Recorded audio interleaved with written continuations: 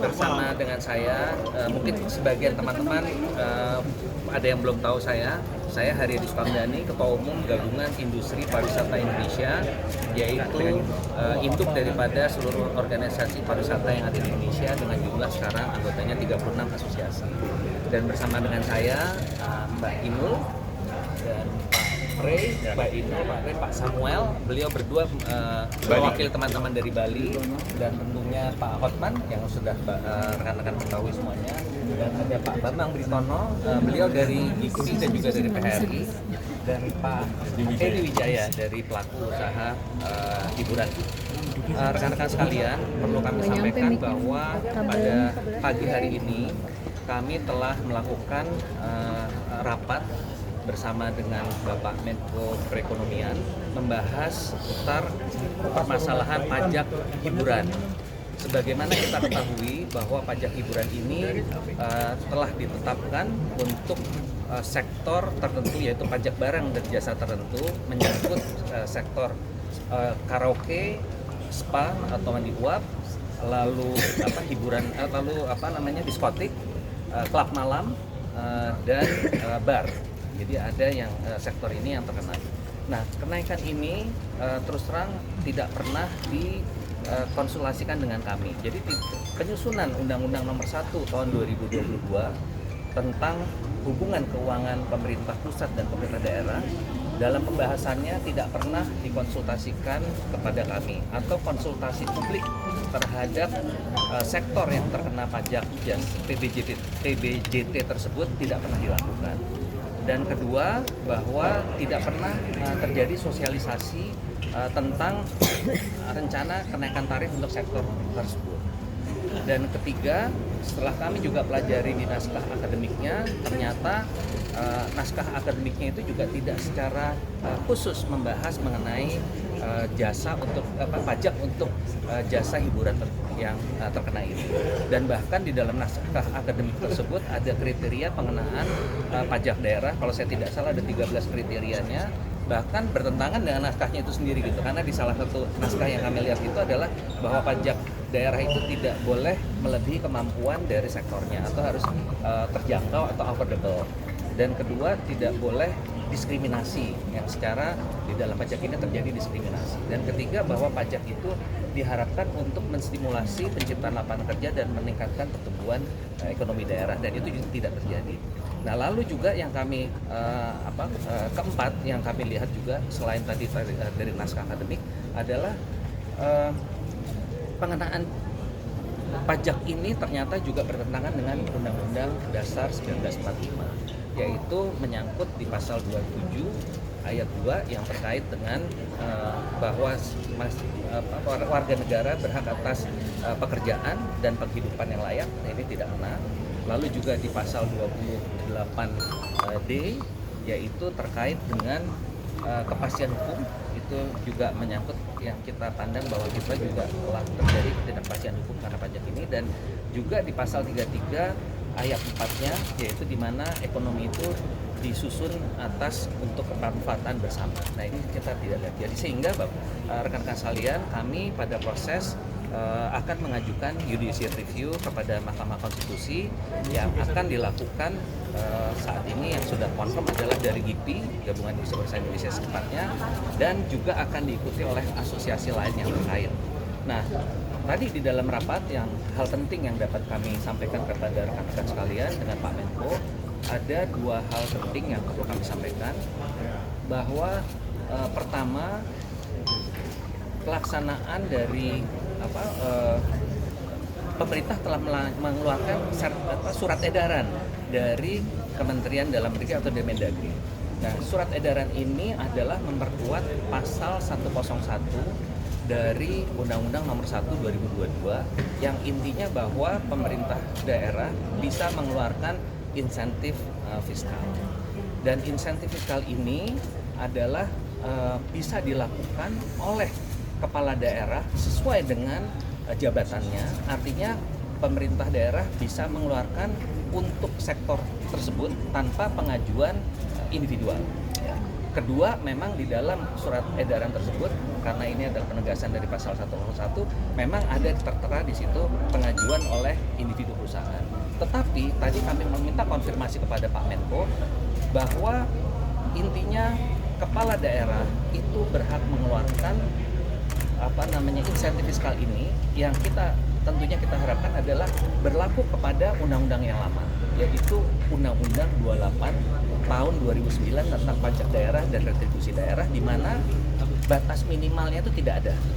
Kalau sekarang kan ada batas minimal 40%, jadi itu bisa dihilangkan menjadi mulai dari 0% atau mengikuti tarif yang lama. Itu yang pertama yang perlu kami sampaikan. Dan kedua, penegasan juga dari Pak Menko bahwa surat edaran dari Menteri Dalam Negeri sudah cukup, tidak perlu ada surat edaran yang lain, karena kami ketahui ada informasi bahwa seperti di Jakarta, PJ Gubernur DKI Jakarta katanya meminta adanya SK dari Menteri Keuangan yang tadi sudah dikonfirmasikan bahwa SE dari Mendagri adalah sudah cukup karena memang kita untuk tidak hanya meyakinkan kita tapi juga untuk kepala daerah, karena memang kepala daerah ini kan pembinanya adalah dari Menteri Dalam Negeri. Jadi itu Bapak Ibu rekan-rekan sekalian, jadi intinya selama kami berproses di Mahkamah Konstitusi, maka pemerintah daerah itu diharapkan untuk mengikuti tarif yang lama. Dan juga perlu kami sampaikan di sini, Bapak Ibu sekalian, dalam pertemuan tadi, rekan-rekan dari jasa hiburan ini juga menyampaikan keluhan atau temuan di lapangan. Jadi misalnya tadi di Bali, ini saya buka aja ya supaya peringatan juga untuk daerah yang lain. Jadi sudah terkonfirm bahwa di Bali itu Kejaksaan Negeri Badung sudah mulai memanggil-manggil dengan alasan katanya audit BPK dan sebagainya. Nah, tadi Pak Menko juga beliau malah heran. Kalau BPK tuh meriksanya tuh akhir tahun gitu. Dan ini kan baru aja diundangkan kok udah dipanggil-panggil. Jadi itu pemeriksaan kalau BPK memeriksa, dan itu tidak mungkin ke korporasi. Yang diperiksa adalah institusi pemerintah gitu loh. Jadi ini juga message yang sangat kami ingin sampaikan, penegasan kepada teman-teman di daerah, aparat di daerah, tolong jangan memanfaatkan situasi ini untuk hal-hal yang tidak baik ya. Ini saya perlu sampaikan karena yang jelas bahwa SE dari Kementerian Dalam Negeri atau SE Menteri Dalam Negeri tujuannya adalah salah satunya untuk menjamin tidak ada upaya-upaya transaksional dari para pihak yang justru akan mengganggu jasa hiburan. Jadi itu yang perlu kami sampaikan secara umumnya. Pertemuan hari ini demikian, dan selanjutnya kami mohon Pak Hotman untuk menambahkan keterangan. Oke, saya dari minggu lalu sudah dapat informasi bahwa Pak Jokowi sendiri, Presiden, tidak dilaporkan secara detail tentang besaran pajak 40% tersebut, dan beliau marah. Ini informasi bukan saya dapat dari Menko Equin ya, bukan ya. Itu informasi yang saya dapat minggu lalu, ya. Dan sejak itulah saya gencar terus bikin video-video saran-saran. Akhirnya Jumat minggu lalu diadakan rapat kabinet yang dipimpin langsung oleh Presiden, dan disepakati bahwa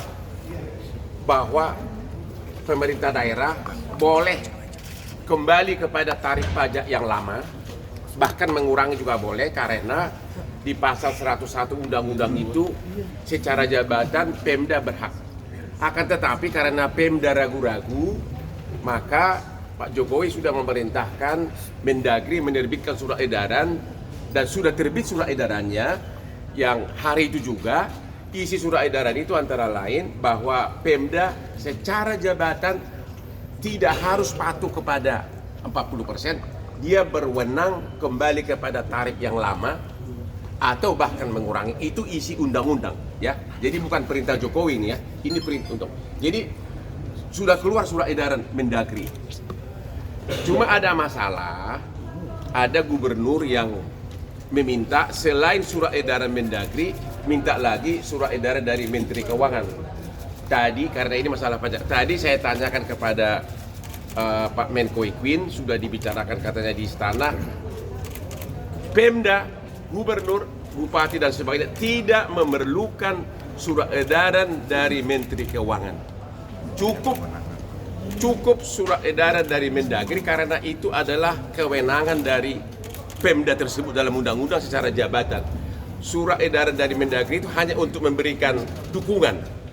Ya, jadi sekali lagi kepada semua Pemda kami menghimbau bahwa Presiden pun sangat marah atas rate pajak yang sangat tinggi tersebut, dan dengan surat Mendagri tersebut intinya boleh kembali kepada tarif pajak yang lama. Ya, bahkan mengurangi pun boleh, tapi kita mengharapkan kembali ke yang lama aja udah syukur, dan itu tidak perlu permohonan itu secara jabatan, sambil menunggu kalau ada pihak yang mengajukan judicial review. Tadi nanti kalian tanya kepada Pak Menko, katanya Pak Menko Ikun akan berani mengatakan, Pak Menko Ikun akan berani mengatakan secara publik bahwa Pemda, Gubernur, Bupati, Wali Kota tidak memerlukan surat edaran dari Menteri Keuangan dan Menteri lain.